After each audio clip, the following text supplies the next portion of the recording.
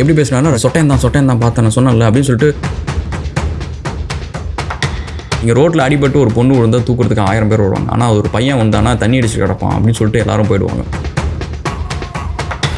கம்மி தான் எனக்கு நாலேஜ் இருக்குது ஜாதியை பற்றியெல்லாம்.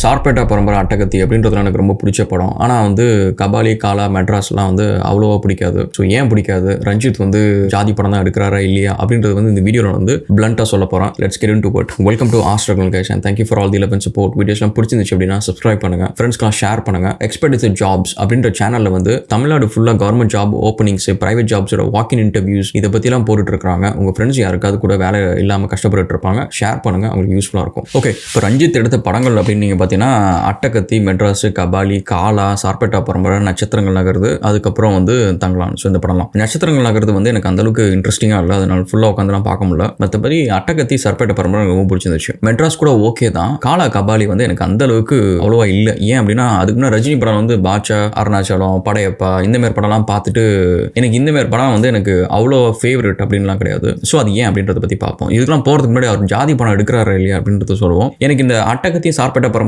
பார்க்குறப்ப அது என்ன ஜாதி அதெல்லாம் வந்து எனக்கு தெரியவே இல்லை. எனக்கு இதை பற்றி ரொம்ப கம்மி தான் எனக்கு நாலேஜ் இருக்குது ஜாதியை பற்றியெல்லாம். ஏன்னா நான் எப்பவுமே வந்து எல்லா மனுஷனையும் ஈக்குவலாக பார்க்குறவன் தான். ஸோ அதனால் எனக்கு வந்து இந்த இன்ஃபர்மேஷன் ரொம்ப கம்மி தான். மற்ற படத்தை எல்லாத்துலேயுமே வந்து அவர் என்ன சமூகத்தை பற்றி எடுக்கிறாரு, தலித் சமூகம் இதை பற்றி எடுக்கிறாரு அப்படின்றது வந்து எனக்கு தெரியும். அது எனக்கு ஃபீலும் ஆகும், அந்த நரேஷன்லேயே அது இருக்கும். ஸோ அப்படின்றது தான். ஆனால் குற்றச்சாட்டு வைக்கிறவங்க நிறைய பேர் சொல்கிறது என்னன்னா, இவர் அதை மட்டும் இல்லாமல் அதை வந்து அவங்க ரொம்ப கொடுமைப்படுத்திட்டாங்க, அவங்க வந்து ரொம்ப இது பண்ணிட்டாங்க, அதை பண்ணிட்டாங்க அப்படின்னு சொல்லிட்டு ரொம்ப வந்து அது பூதாகரமாக காட்டுறாரு அப்படின்றது அவங்க குற்றச்சாட்டாக இருக்குது. அது உண்மையாலுமே பூதாகரமாக காட்டுறாங்கன்னா இல்லையான்றது என்னோட அப்சர்வேஷனில் நான் வெறுமனையாக படத்தை பார்த்து சொல்கிற ஒரு விஷயத்தை நம்ம பார்ப்போம். அதாவது இந்த 90s, 80s, 70s, even gauge Vijaya காலத்தில் நீங்கள் பார்த்தீங்கன்னு வச்சுக்கோங்களேன், நிறைய படத்தில் வந்து இந்தமாரி ரஞ்சித் சொல்கிற ஒரு விஷயத்தை எல்லாத்தையுமே வந்து அவங்க யதார்த்தமாக ஒரு சீனாகவே வச்சுருப்பாங்க. ஒரு 2 படம் நம்ம எடுத்துக்கலாம். ஒரு படத்தில் வந்து கேஆர் விஜயா வந்து அக்ரகாரம் பக்கத்தில் இருக்கிற ஒரு சேரியில் இருப்பாங்க. அந்த அக்ரகாரத்தில் வந்து அவங்க வந்து வேலை செஞ்சுட்டு போவாங்க. அதில் பார்த்தீங்கன்னா அவங்களுக்கு வந்து கொட்டாங்குச்சியில் வந்து பால் கொடுக்குற மாதிரியோ காஃபி கொடுக்குற மாதிரியோ ஒரு சீன் இருக்கும். அது அப்படியே கட் பண்ணிங்கன்னா 90ஸ்ல வந்து பாரதி கண்ணம்மா அப்படின்ற ஒரு படத்தில் வந்து அதேமாரி ஒரு சீன் இருக்கும். இந்த கொட்டாங்குச்சியில் பால் கொடுக்குறது இந்தமாரி ஒரு சீன் இருக்கும். அதை வந்து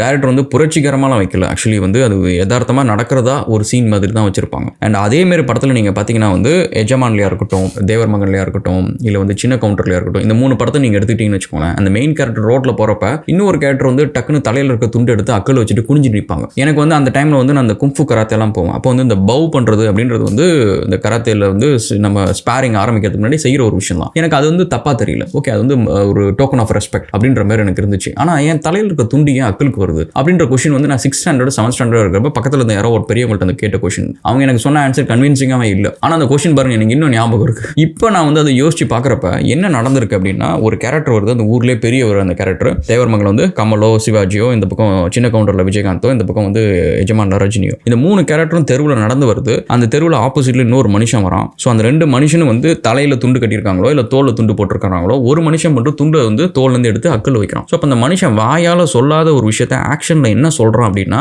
ஐயா நீங்கள் பெரியவர், நாங்கள் வந்து கீழே இருக்கிறவங்க, நீங்கள் உயர்ந்த ஜாதி, நாங்கள் தாழ்ந்த ஜாதி அப்படின்ற ஒரு ஸ்டேட்மெண்ட்டை தான் அந்த ஆக்ஷன் வந்து சொல்லுது. ஸோ இப்போ என்னன்னா, இது வந்து மரியாதை நிமித்தமாக செய்கிறாங்க. மரியாதை நிமித்தமாக வந்து ஒருத்தவங்க வந்து புகழணும்னு வச்சுக்கோங்களேன், அவர் நல்லவர், வல்லவர், வீரர், சூர் அப்படின்னு சொல்கிறதுல ஒரு பிரச்சனையும் கிடையாது. ஆனால் நான் வந்து கோழை, நீ வீரன் அப்படின்ற மாதிரி, நீ புத்திசாலி, நான் வந்து முட்டாளு அப்படின்றது என்னன்னா, ஒருத்தங்க வந்து உயர்த்தி மட்டும் பேசாமல் இன்னொருத்தங்க தாழ்த்தியும் பேசுறது இருக்கு பார்த்தீங்களா, இதுதாங்க வந்து ஜாதி படம். ஸோ இதுதான் வந்து ஒரு கேவலமான ஒரு ஜாதி படம் அப்படின்னு நான் சொல்லுவேன். ஈவன் அந்த படத்தில் நீங்கள் பார்த்தீங்கன்னா கவுண்டமணி சில படத்தெல்லாம் சூப்பராக ரிப்ளை கொடுத்துருப்பாரு. ஒன்று வந்து உன் பிள்ளைய வேணா நீ ஒன்று வெட்டியாமலைக்கு அனுப்பு அப்படின்னு சொல்லிட்டு ஐயரபத் சொல்கிறதா இருக்கட்டும். இன்னொரு சீனில் நீங்கள் பார்த்தீங்கன்னா விஜயகுமாருக்கு வந்து சவரம் பண்ணிருப்பார். அப்போ வந்து மனோரமா வந்து காஃபி வந்து கொட்டாங்குச்சியில் கொடுப்பாங்க. அப்போ வந்து கவுண்டமணி கேட்பார், எங்களுக்கு ஏன் ஒரு பிளாஸ்டிக் நம்பரில் கொடுக்கக்கூடாது, எத்தனை நாள் அங்கே இருக்கிறோம் அப்படின்றதுக்கு. அப்புறம் நீ நானும் ஈக்கு சரிசமாயிடாதையா அப்படின்னு சொல்லிட்டு விஜயகுமார் சொல்கிற கேரக்டர் இருக்கும். அந்த கேரக்டர் வந்து ஊருக்கு பெரியவர், ஒரு 50-60 வயசான கேரக்டர். அண்ட் வாழ்க்கையில் வந்து எவ்வளோ தூரம் பார்த்துருப்பாரு, ஊருக்குலாம் நாட்டமாக தீர்ப்பு சொல்கிற கேரக்டர். அந்த கேரக்டர் வந்து ஒரு சக மனுஷனை வந்து நம்ம கீழே அப்படின்றத நம்ம சொல்கிறோமே அப்படின்றது வந்து ஒரு தப்பு அப்படின்றது அந்த கேரக்டருக்கு புரியவே இல்லை. அந்த கேரக்டருக்கு தெரியக்கூட இல்லை. ஒரு வாய்ஸில் வந்து ஒரு சலனமே இல்லாமல் தெளிவாக அந்த ஒரு விஷயம் வெளியில் வருது. ஸோ அப்போனா அந்த சமூகத்தில் வந்து அந்த படம் ஓடி இருக்கு. அந்த நான் சொன்ன எல்லா படமுமே சரி, ஸ்டேட் ஃபேர் அவார்டும் வின் பண்ணியிருக்கோம், நேஷனல் அவார்டும் வின் பண்ணியிருக்கோம். ஸோ அப்போ அந்த படம் பார்க்குறவங்க யாருக்குமே இந்தமாரி ஒரு விஷயம் தப்பாக தெரியல. வேறஸ் வந்து இப்போ வந்து ரஞ்சித் வந்து அவரோட ஜாதியை பற்றி, அவரோட தலித் சமூகம் பட்ட கஷ்டத்தை பற்றி அவர் வந்து சொல்கிறப்ப உங்களுக்கு தப்பாக தெரியுது. ஆனால் இப்போ கூட வந்து அவர் சொல்கிறப்ப அவர் பட்ட கஷ்டத்தை வந்து அவர் சொல்லிட்டு இனிமேல் நடக்காமல் இருக்கிறதுக்கான அது ஒரு வழிமுறையாக இருக்கணுமே தவிர இதை வந்து இவங்க மேலே வந்து ஒரு வெறுப்பை திணிக்கணும் அப்படின்ற மாதிரி அவங்க பண்ண தப்பே இவங்க பண்ணக்கூடாது அப்படின்றது என்னோட ஒரு தாட் ப்ராசஸ். சரி, இந்த கதை ஓரமாக இருக்கட்டும். எனக்கு வந்து அட்டகத்தி சார்பட்ட படம் பிடிச்சிச்சு. ஏன் வந்து மெட்ராஸ் கபாலி காலா பிடிக்கல அப்படின்னு பார்த்தீங்கன்னா, இவர் இந்த மாதிரி ஜாதி படம் வந்து நரேஷனில் வந்து வைக்கிறப்ப, தலித் சமூகத்தை பற்றி வைக்கிறப்ப, அந்த சமூகத்தில் வந்து யதார்த்தமாக நடக்கிற ஒரு சில விஷயத்தை காட்டுற மாதிரி ஒரு சீன்ஸ் வருது. அந்த விஷயத்தில் வந்து ஏதோ ஒரு விஷயம் தப்பாக இருக்குன்னா அப்படி பண்ணாதீங்கன்றதையும் வந்து ஒரு சைலண்டாக அந்த சமூகத்துக்கு வந்து ஒரு நல்லதையும் சொல்லி கொடுத்துட்டு போகிற மாதிரி இருக்கும். ஃபர்ஸ்ட் எக்ஸாம்பிள் வந்து பார்த்தீங்கன்னா, காலா படத்தில் வந்து வீட்டில் இருக்கிற ஒரு கேரக்டர், சமுத்திரக்கனி கேரக்டர், சொந்தக்காரர் வீட்லேயே உட்காந்து பொழுதுனிக்கும் குவார்டர் பாட்டில் கையில் வச்சு குடிச்சிக்கிட்டே இருக்கும். அந்த ஹோல் படம் சீனு ஃபுல்லாக குடிச்சிட்டே இருக்கும். அந்த வீட்டில் வந்து குழந்தைங்க இருக்கும், வீட்டில் லேடிஸ் இருப்பாங்க, அந்த ஊருக்கு பெரியவர் ரஜினி இருப்பார். யாருமே வந்து அந்த ஒரு விஷயம் தப்புன்ற மாதிரி கண்டிக்கிற மாதிரியே ஒரு சீன் இருக்காது. மேபி நான் மிஸ் பண்ணியிருக்கலாம், பட் அந்த மாதிரி ஒரு சீனே இருக்காது. இது வந்து என்னோட வீட்லையோ என்னோட ஃப்ரெண்ட்ஸ் வீட்லையோ இல்லை என்னோட தெரிஞ்சவங்க எந்த ஒரு வீட்லையும் இந்த மாதிரி ஒரு சீன் நடந்து நான் பார்த்ததே கிடையாது. அதனால தான் நீங்கள் பார்த்தீங்கன்னா குடிக்கிறவங்க வந்து வீட்டில் குடிச்சா மரியாதை கெட்டுடும், நம்மளை வந்து மதிக்க மாட்டாங்க அப்படின்னு சொல்லிட்டு வெளியில் போய் பாரில் போய் குடிச்சிட்டு வருவாங்க. ஸோ அப்போ வந்து நீங்கள் ஒரு தலித் சமூகத்தை பற்றி நீங்கள் ஒரு படம் எடுக்கிறீங்க அப்படின்னா, இந்த மாதிரி நீங்கள் ஒரு சீன் வைக்கிறீங்க அப்படின்னா, அது அந்த மாதிரி நடக்குது அதனால நான் வைக்கிறேன் அப்படின்னு யதார்த்தமாக நீங்கள் சொன்னாலும் சரி, இப்படிலாம் பண்ணாத, இந்த மாதிரி நீ பண்ணனா உன் அடுத்த ஜென்ரேஷன் உன் குழந்தைங்களாம் உன்னை பார்க்குறாங்க, அவங்க இந்த மாதிரி வீட்டில் தண்ணி அடிக்கிறது வந்து ஒரு நார்மலான ஒரு விஷயம் அப்படின்னு எடுத்துப்பாங்க. அந்த கேரக்டர் வந்து எல்லாருமே வந்து ஒரு கேவலப்படுத்துற மாதிரி ஒரு சீன் வச்சிருக்கணும். இந்த மாதிரி நீ குடிச்சிட்டு வந்ததுனால தான் வந்து வீட்டில் இந்த மாதிரி ஒரு பிரச்சனை நடக்குது அப்படின்ற மாதிரி ஏதோ ஒரு விஷயம் வந்து அந்த கேரக்டர் கேவலப்படுத்துற மாதிரி, அந்த கேரக்டரோட ஆக்ஷனை கேவலப்படுத்துற மாதிரி இருந்துச்சு அப்படின்னா, இதை பார்க்குற தலித் மக்களோ அந்த பர்டிகுலர் சமூகத்து மக்களோ வந்து இந்த மாதிரி நம்ம வீட்டில் நடந்தால் நம்ம இந்த மாதிரி தான் கேவலப்படுத்தணும் அப்படின்ற ஒரு விஷயத்தை வந்து பண்ணுவாங்க. ஏன்னா குடிக்கிறது வந்து யார் குடித்தாலும் கெட்டது தாங்க. நல்லது குடித்தாலும் சரி, நான் பார்ட்டி கொண்டாடுறேன், நான் சோகத்தில் குடிக்கிறேன் அப்படின்னு எது பண்ணாலும் கெட்டது தான். ஸோ அதை வந்து டிஸ்கரேஜ் பண்ணுறதுல டவுட்டே இருக்கக்கூடாது. அதேமாரி இன்னொரு விஷயம் வந்து பார்த்தீங்கன்னா, கபாலியில் வந்து இது வந்து இன்னொரு ரியலாக நடந்த ஒரு விஷயம். கபாலி படத்தெல்லாம் வரதுக்கு முன்னாடியே அந்த ஃபோட்டோ வந்து நான் இன்ஸ்டாகிராமில் போட்டிருப்பேன். ரஜினி நானும் வந்து பக்கத்தில் உட்காந்து ஒரு ஃபோட்டோ இருக்கும். ஸோ அந்த ஃபோட்டோ வந்து பார்த்தீங்கன்னா சென்னை டு மலேசியா போகிறோம் இன்டர்நேஷனலில்.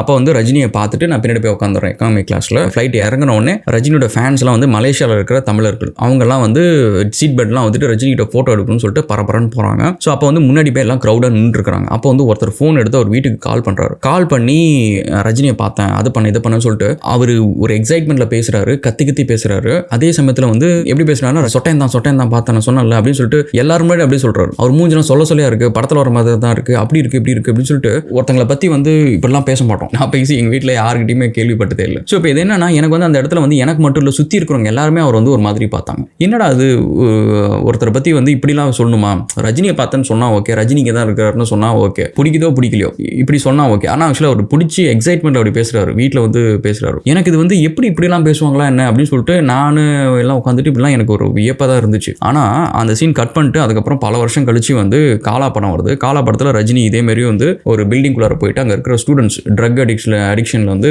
வெளியில் வந்து அவங்கள ஸ்டூடெண்ட்ஸ் கிட்ட போய் பேசுகிறாரு. அப்போ பார்த்தீங்கன்னா இதே மாதிரி கேள்வி ரிப்பீட்டடாக திரும்ப வருது. எப்படிங்க உங்கள் மூஞ்செல்லாம் பார்த்து லவ் பண்ணாரு, ஒரு கேள்வி அந்த மாதிரி இருந்தால் ஓகே. அதில் பார்த்தீங்கன்னா கிட்டத்தட்ட 3-4 கேள்வி அதே மாதிரி இருக்கும். உங்கள் மூஞ்செல்லாம் பார்த்து லவ் பண்ணாங்களா அப்படின்னு சொல்லிட்டு ஒரு கேள்வி இருக்கும். இன்னொரு கேள்வி வந்து எப்படி உங்களை போய் லவ் பண்ணாங்க அப்படின்னு சொல்லிட்டு இன்னொரு பொண்ணு கேட்கும். அப்படி சொல்லிட்டு ஒரே மாதிரி கேள்வி ஒரு டைரெக்டாக வந்து கேட்டால் அந்த கேள்வி வந்து நம்மளுக்கு எதிர்கொள்ள வந்து மற்றவங்களுக்கே வந்து அதுக்கு அந்த இடத்துல ஒரு அன்கம்ஃபர்டபுளாக இருக்கும். பட் அந்த மாதிரி கேள்வியை வந்து ஒருத்தவங்க வைக்கிறாங்க. அண்ட் இது வந்து ஓகே, இந்த சமூகத்தில் இருக்கிறவங்க வந்து இந்த மாதிரி தான் பேசுவாங்க அப்படின்ற ஒரு யதார்த்தத்தை வச்சாலும் சரி, அப்போ கூட இருக்க ஒரு டீச்சரோ ஏதோ ஒரு கேரக்டரோ வந்து அதுக்கப்புறமா சொல்கிற மாதிரி ஒரு சீன் வச்சிருக்கணும். இந்த மாதிரிலாம் கேட்கக்கூடாது, ஒருத்தங்களை வந்து ஒரு பப்ளிக் பிளேஸில் மற்றவங்களாம் கூடி இருக்கிறப்ப வந்து அவங்களுக்கு கம்ஃபர்டபுளாக இருக்கும் இந்த மாதிரி கேள்வி கேட்கறதெல்லாம். ஸோ இந்த மாதிரிலாம் கேள்வியெல்லாம் கேட்கக்கூடாது. நீங்கள் வந்து எப்படி வேணாலும் எடுத்துக்கோங்க, நான் வந்து பிளண்ட்டாகவே சொல்கிறேன். ஹியூமன் இண்டெக்ஸ் அப்படின்ற ஒரு விஷயம் இருக்குது. இன்றைக்கி வந்து மனுஷன் வந்து ஆதி காலத்தில் செஞ்ச ஒரு காட்டுமிராண்டி வேலைகள்லாம் இன்றைக்கி செய்கிறது கிடையாது. அவன் வந்து ஒரு சிக்கன் வேணும் அப்படின்னா சிக்கனை கட் பண்ணுறதுக்குன்னு சொல்லிட்டு தனியாக ஒரு இடம் இருக்குது. நம்மளுக்கு கொடுக்குற இடத்துல சிக்கன் வாங்குற இடம் பார்த்தீங்கன்னா ரொம்ப க்ளீனாக ஒரு நல்ல ஏர் கண்டிஷன் போட்டு அந்த மாதிரி இடத்துல நம்மளுக்கு கொடுக்குறாங்க. அந்த மாதிரி வந்து மனுஷன் வந்து காட்டுமிராண்டிலேருந்து இன்றைக்கி இவ்வளோ தூரம் வந்து பரிணாம வளர்ச்சியில் வளர்ந்து வந்திருக்கான். இதில் வந்து ஆக்ஷன் மட்டும் இல்லாமல் பேசுறதுலையும் கூட சரி, இடம் பொருள் ஏவல் அப்படின்ற மாதிரிலாம் வந்து மனுஷனுக்கு வந்து நிறைய விஷயத்தில் பக்குவப்பட்டுட்டான். ஸோ இப்போ இந்த மாதிரி ஒரு மனுஷன் வந்து நீங்கள் காட்டுற உங்களோட சமூகத்தில் மக்களே வந்து இந்த மாதிரி பக்குவப்படலை அப்படின்றது வந்து you have to something that you have to make movies, அவங்கள பக்குவப்படுத்துறதுக்கான ஒரு படமாக எடுக்கணும். ஸோ இந்த மாதிரி ஒரு சில விஷயங்கள்லாம் வந்து அவங்க யதார்த்தமாக செய்கிறாங்க அப்படின்னு நீங்கள் காட்டினாலும் கூட அதில் வந்து ஒரு சில குறைகள் இருக்குது. அந்த குறைகளை நம்ம திருத்திக்கணும், நம்மளும் மற்ற மனுஷன் மாதிரி வந்து இடம் பொருள் ஏவல் தெரியணும் அப்படின்றத நம்ம கற்றுக் கொடுக்கணும் அந்த படத்தில். இது வந்து யாரையாவது நான் ஹர்ட் பண்ணிட்டேன்னா கோச்சிக்காதீங்க, ஜஸ்ட் என்னோட தாட் ப்ராசஸ் இது. ஸோ நம்மளுக்கு வந்து சீக்ரெட் கொஷின்ஸ் நம்ம பார்ப்போம். ஒரு பையன் அமைச்சிருக்காரு, ஆனால் எனக்கு வந்து பைக் வாங்கணும்னு ஆசையாக இருக்குது, எங்கள் வீட்டில் வந்து பண கஷ்டம் இருக்குது, என்ன பண்ணுறது அப்படின்ட்டு. பொல்லாதவன் படத்தில் வந்த மாதிரி நானும் வந்து பைக் வந்து காலேஜ் டைமில் வந்து எப்படியோ காசு சேர்த்து அதை பண்ணி இதை பண்ணி நான் வாங்கினேன். அது ஒரு நல்ல ஃபீலிங் தான். கைஸ், இது வந்து உங்கள் பேரண்ட்ஸ் வந்து ரொம்ப கஷ்டப்படுத்திலாம் அதை வாங்காதீங்க. பாவம் அவங்களும் கஷ்டப்பட்டு தான் ஏர்ன் பண்ணுவாங்க. ஸோ அதை யோசிங்க. But at the same time வந்து பேரண்ட்ஸும் சரி உங்களுக்கு வந்து அஃபோர்ட் பண்ண முடியும் முடியும் அண்ட் உங்கள் பையன் பைக்கில் வந்து சேஃபாக போயிட்டு வருவார் அப்படின்னா பைக் வாங்கி கொடுங்க. ஏன்னா பசங்களோட லைஃப் வந்து அந்த காலேஜ் டைம் முடிஞ்சதுக்கு அப்புறம் இருந்து சாகிற வரைக்குமே சரி அவங்க நிம்மதியாக இருக்கிறது அப்படின்றது ரொம்ப கம்மி போர்ஷன் மட்டும்தான். ஃபேமிலிக்காக ஓடிக்கிட்டே இருப்பாங்க. அவங்களுக்குன்னு செய்யறதுக்கு அவங்களுக்கு வந்து பணம் இருந்தாலும் மனசு இருக்காது. கிழிஞ்ச செருப்பு போட்டு போவாங்க, கிழிஞ்ச ட்ரெஸ் போட்டு போவாங்க, ஒரு நல்ல ட்ரெஸ் வாங்க மாட்டாங்க. அண்ட் ஃபேமிலியில் யாருமே அவங்கள பற்றி கவலைப்பட மாட்டாங்க. நீங்கள் பேரண்ட்ஸ் வந்து உங்கள் கையை விட்டு உங்கள் பசங்க வந்து போயிட்டாங்க அப்படின்னா லவ் பண்ணி கல்யாணம் பண்ணாலும் சரி, அரேஞ்ச் மேரேஜ் பண்ணாலும் சரி, அவங்களுக்குன்ட்டு ஒரு குழந்தை வந்ததுக்கப்புறம் அவங்க கல்யாணம் பண்ண பொண்ணு கூட வந்து அந்த பசங்களோட நல்லதுக்கு தான் பார்ப்பாங்க. ஸோ இவங்களை வந்து ஆஃபீஸ்லையும் சரி, வீட்லேயும் சரி, ஃப்ரெண்ட் சர்க்கிளையும் சரி, யாருமே வந்து நல்லா இருக்கேன்னு கூட கேட்க மாட்டாங்க. அதனால வந்து அவங்களோட லைஃப் வந்து இட்ஸ் வெரி டஃப். ஸோ நீங்கள் ரோட்டில் அடிபட்டு ஒரு பொண்ணு விழுந்தா தூக்குறதுக்கு 1000 பேர் வருவாங்க. ஆனால் ஒரு பையன் வந்தானா தண்ணி அடிச்சு கிடப்பான் அப்படின்னு சொல்லிட்டு எல்லாரும் போயிடுவாங்க. ஸோ அதுதான் யதார்த்தமான உலகம். பேரண்ட்ஸ் வந்து உங்களுக்கு அஃபோர்ட் பண்ண முடியும் அண்ட் அதே சமயத்தில் பையன் சேஃபாக இருப்பான், பத்திரமா வந்து வண்டி ஓட்டுவான் அப்படின்னா அதை வாங்கி கொடுங்க. பசங்க வந்து பெருசாக செலவு பண்ணி ஆசைப்படுற ஒரே ஒரு விஷயம் எனக்கு தெரிஞ்சு மிடில் கிளாஸ் பசங்க வந்து இந்த பைக் மட்டும்தான். செப்பரேட்டாக ஒரு வீடியோவில் போடுறேன். Will catch up again another video guys and thank you so much for all your love and support. வீடியோஸ்லாம் பிடிச்சிருந்துச்சு அப்படின்னா சப்ஸ்கிரைப் பண்ணுங்கள். தேங்க்ஸ். Cheers.